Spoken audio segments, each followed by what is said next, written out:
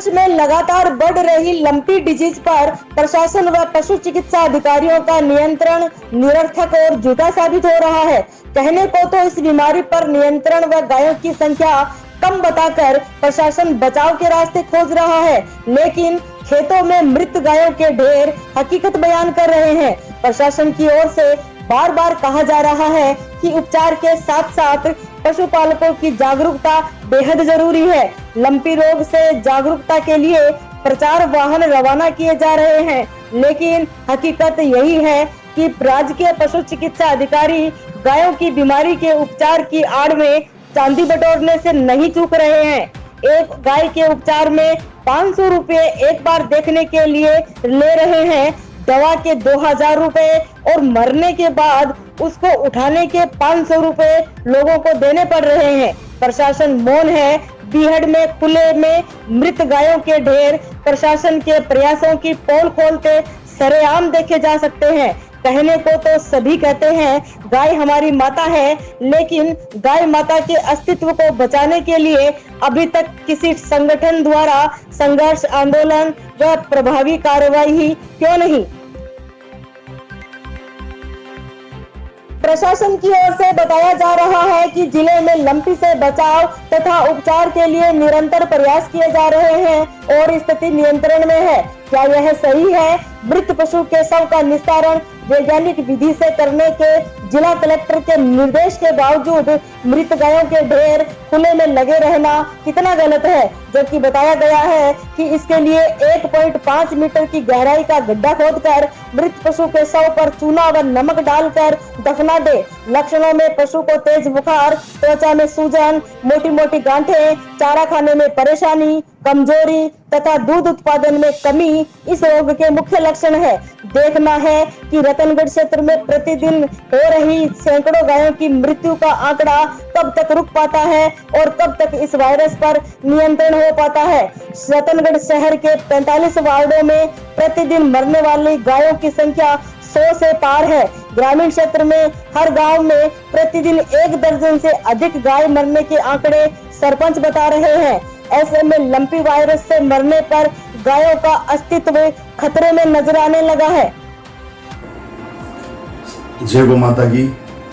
और मैं कुंदन पारिक रतनगढ़ से आदर्श सैनिक फाउंडेशन अध्यक्ष बोल रहा हूँ और मैं सभी से निवेदन करता हूँ, अभी वर्तमान में जिस तरह से प्रदेश के अंदर लंपी वायरस का जो कहर गौ माता पे जिस तरह से बरस रहा है उसको देखना भी बड़ी तकलीफ में हो रहा है और आम पब्लिक सब इस चीज को लेकर बहुत दुखी है। और जिस तरीके से सरकार किसी भी तरीके से सरकार असफल है, क्योंकि ना तो इस लंपी वायरस जो राजस्थान में बाड़मेर में 6 महीने पहले आ गया था वायरस, और उस पर अभी तक ना तो कोई अनुसंधान हुआ है, ना ही कोई सरकारें कुछ उस पर कोई फंड जारी कर रही है। कोई किसी भी तरीके का प्रयास हमें कहीं पे भी नहीं दिख रहा है।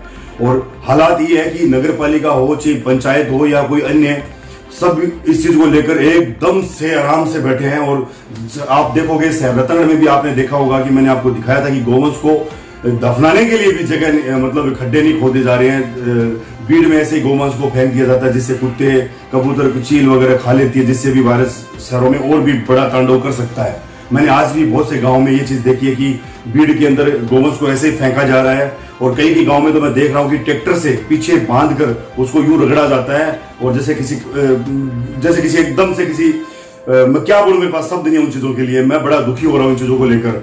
मैं सरकार से भी दरखास्त लगाता हूं कि कम से कम गौ माता की इज्जत करिए, मान सम्मान करिए और उसके हक के लिए जितना भी जल्दी हो सके इसके लिए कोई वैक्सीन बनाई जाए, जल्द से जल्द इस पर प्रयास किया जाए।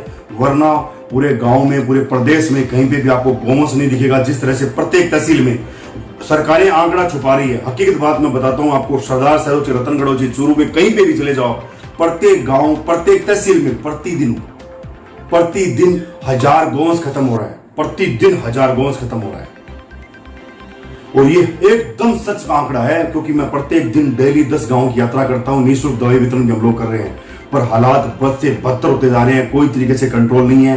सरकारें कहीं तरीके से कोई प्रयास होता भी नहीं दिख रहा है। कोई राज्यसभा सांसद, कहीं से भी कोई सांसद विधायक को मैंने बोलते नहीं देखा गौ माता के प्रति, पक्ष विपक्ष किसी को भी नहीं बोलते देखा। बड़ी पीड़ा है इन चीजों को लेकर। अगर इस तरह से कोई भी प्रयास नहीं हुआ तो हम लोग पूरे राजस्थान को बंद करेंगे, चक्का जाम करेंगे। इस तरह का प्रयास भी हम लोग कर सकते हैं। जय हिंद, जय गौ माता की।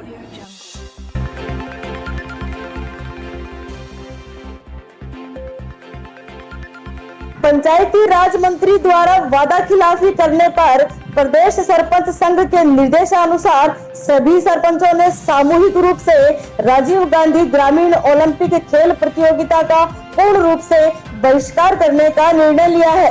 गुरुवार को सरपंचों ने पंचायत समिति में नारेबाजी कर बीडीओ को ज्ञापन भी दिया। इस दौरान सरपंच फोरम अध्यक्ष उमेद सिंह राठौड़, सरपंच हरिप्रसाद दाइमा, पानीराम मेघवाल, भंवरलाल पूनिया, रामकृष्ण थालोड़, पवन सिंह कुसुमदेसर सहित कई सरपंच मौजूद थे।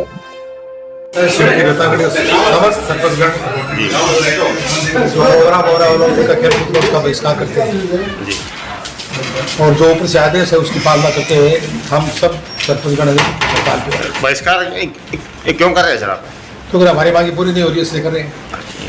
प्रदेश संगठन का आदेश है हमारी, हम उसको मानते हैं। ठीक।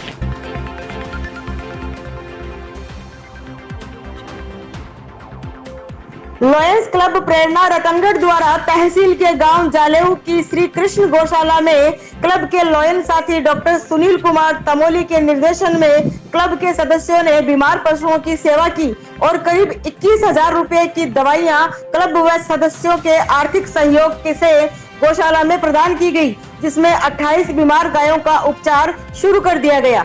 इस अवसर पर डॉक्टर हुंताराम, क्लब अध्यक्ष जयाकांत भिवाल, ओम प्रकाश चौहान, मुकेश शर्मा, संदीप कुमार कंदोई, वीरेंद्र बुनकर, रवि सरावगी, पुरुषोत्तम सोनी, जितेंद्र बुबना, सावरमल पारिक, रामोतार सेवडा, पशुधन सहायक कैलाश चंद्र, यशवंत आदि मौजूद थे। गौशाला प्रबंधक मोहन सिंह ने सभी का आभार जताया।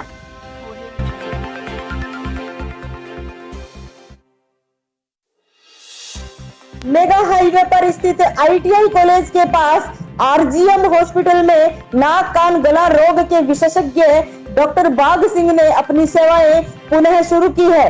हॉस्पिटल संचालक खुर्शीद खान ने बताया कि प्रत्येक शुक्रवार को RGM हॉस्पिटल में डॉक्टर बाघ सिंह अपनी सेवाएं दे रहे हैं। 26 अगस्त शुक्रवार को भी डॉक्टर बाघ सिंह RGM हॉस्पिटल में रोगियों का उपचार करेंगे।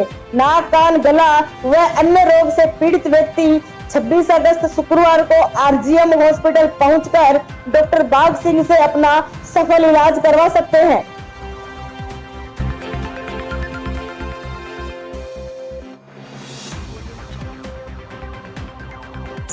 अगस्त की रात वार्ड 4 निवासी मोतीलाल प्रजापति प्लेटफॉर्म के पास जोधपुर दिल्ली एक्सप्रेस की चपेट में आ गया था।